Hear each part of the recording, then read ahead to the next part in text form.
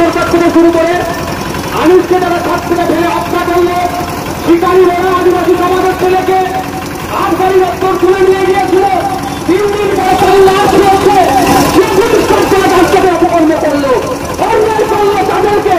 এর প্রশাসনের একটা অংশ মুখ্যমন্ত্রী বাঁচানোর জন্য কেন তৎপর হয়ে উঠছে, এর জবাব আগামী দিনে দিতে হবে।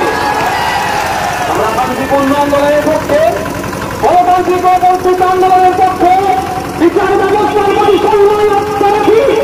যদি কোন কলকাতা হাইকোর্টের কোন বিচারপতি যদি আমাদের রাস্তায় আঘাত দেয়, তার সাথে মুসলমানরা যদি প্রশ্ন করে বিচার ব্যবস্থার প্রতি যদি আমাদের রাস্তা পাবে, সেই বিচারপতিকে কিন্তু দায়ভার নিতে হবে।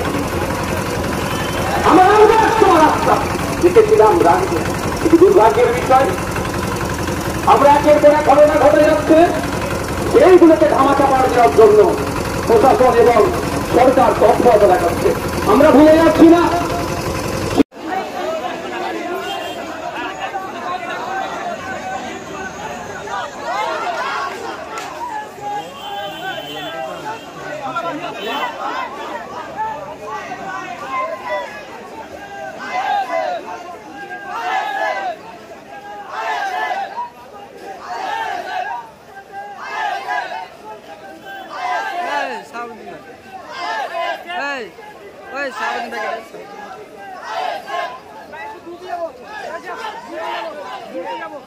চলো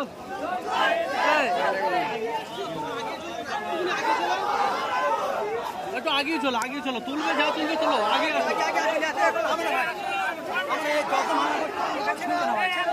আরে বাবা আগে চলো না তুমি শুনতে পাচ্ছ না